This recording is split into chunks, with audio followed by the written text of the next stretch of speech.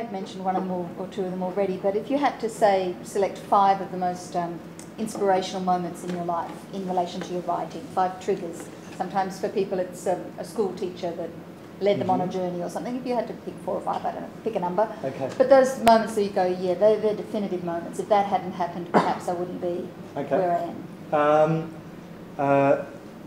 So when I was 8 years old, having just arrived in Australia and not having seen much theatre in Ireland, from what I can remember, or not much good theatre at all, I went to a show for the Adelaide Fringe, which was called, I think just The Postman it's called. It's by a French company called Theatre Velo, but I didn't know this at the time. And it was about a postman who comes on stage with with the parcels and the smoke. Yeah. Oh, you've seen it? Yeah, Fantastic. So I was 8 and I saw it. He has lots of parcels. He has to deliver them and he's naughty and he doesn't. He breaks them all open. He sees what's inside. He unfolds them. They become worlds. The worlds expand. He plays a character in it. In each of them, it's just mind-blowing. And I remembered it, 10 years later when I thought, what would I like to write? I'd like to write like that play. Yeah. It's the thing that inspired me the most, and I can still remember it as an 8-year-old. And so Have you ever told that artist that he had that impact? 2 years ago, I was at a festival in Linz in Austria, where I had a show on, and I was talking with a French woman and we were quite drunk, and I said, "You're French." I was inspired most of all by a French company, and she goes, "That's my company." And I said, "Oh, there was an amazing postman in it," and she went, "He's over there." And he still does the show 20 years later, and he has had people come to the show with children who were the age that these parents were when they first saw it. So he's hit 2 generations, which is... I totally remember that piece. It was beautiful. It's absolutely stunning. And their work since is amazing. I've come to really know them. And his wife, who's the main puppeteer, who was behind all these things I recall, is Australian. They live over in France now, but I thought that was amazing, and I met her. She's amazing. So other key triggers, inspiring moments? That one definitely. The drums in the night moment, the moment of being offered that big gift of writing a show like that was such a jump. If a career is incremental steps, that was such a leap that it kind of blew out my whole world. So that was amazing. A couple of years ago, I went to the Imaginate Festival in Scotland, and there saw a number of different works, but just the whole culture of the festival and the professionalism of the festival, which is wholly a children's theatre festival, and it's the best regarded one in Europe, I think. It's just stunning. So that was a really amazing experience.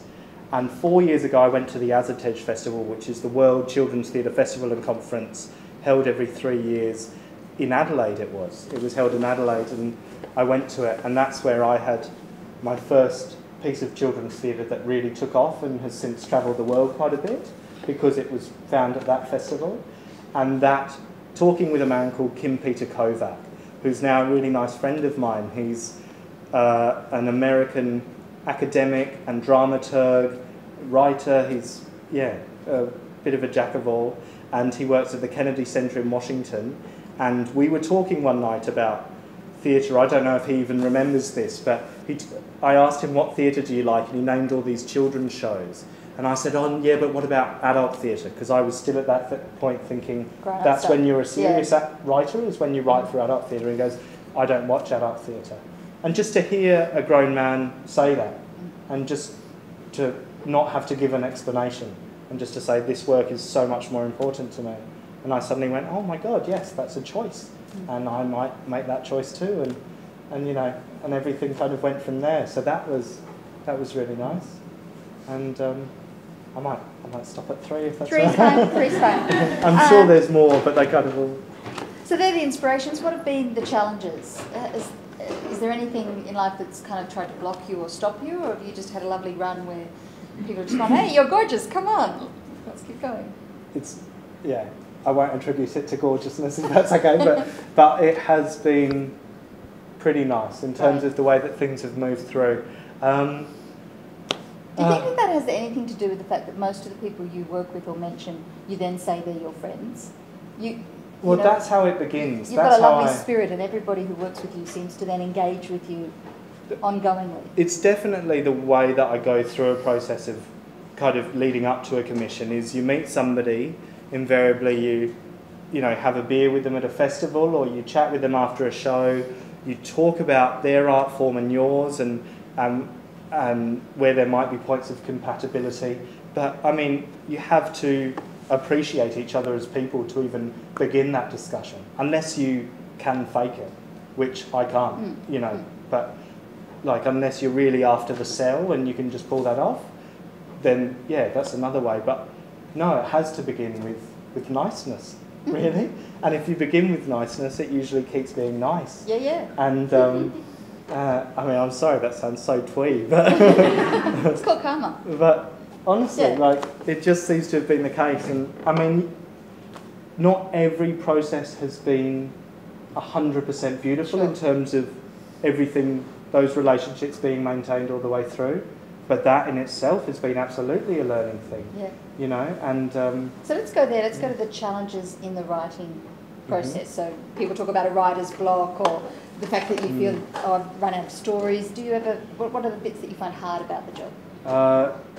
Yeah, no, that's fine. It's generally in terms of kind of roles, the difficulty in clearly defining roles. Like when you enter into a creative development process, which is usually attached to a lot of the commissions I do now, which is a week in the room with the composer, designer, director, you know, everybody throwing in ideas, usually around a first draft, which I've come in with, and then we just all are allowed to tear apart and put back together. Sometimes within that process, there can be the element of kind of, you know, it not being cemented quite enough of whose role is whose, and where the buck stops with kind of decisions about the script having to in the end come back to the writer and stuff like that. So just kind of working out all of those. Yeah. Any process where it's really clearly defined at the start is always fine, but sometimes there have been those difficulties.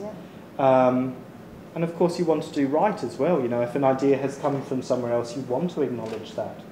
But equally, you really want to acknowledge when, you know, the ideas have been yours. Yeah. And you have a lot of ideas. You don't ever run out? No. This guy really has a lot of ideas. We have a conversation. They just flow. Where do they come from, do you think? Is that a childhood full of beautiful books and inspiration? Is it a journey that you've made? You've talked about people you read. Yes. I read a lot of books. I now get to travel a lot for work, so I see a lot of experiences that way. I meet a lot of people, and we laugh and talk and, you know, just say funny things, and then you remember one of those and go, oh, that could become something. But then also I really try to create the discipline of often a commissioning process now is people say, okay, we will commission you, but come back to us in 2 weeks with 3 treatments, and then we'll choose which one we like. So 3 different stories that have never existed before, and then we'll choose which one, and we'll buy one of them off you and pay you to write the rest of it. And so I do. So I now really make a point of sitting down, putting together disparate elements which sit in your head, which seemingly... In your head? Yeah. No, when I teach writing, no. I would very much argue that point. And the interesting thing for me, I think, is disparacy. So really separating the things that you're thinking of, and then trying to find the points of tangibility, the webs that might in some way bring that strange element and that strange element, that person with the nervous tic and that suitcase which the woman who was pregnant has lost, together, and then create the context for it, you know, and create the ripples from off that.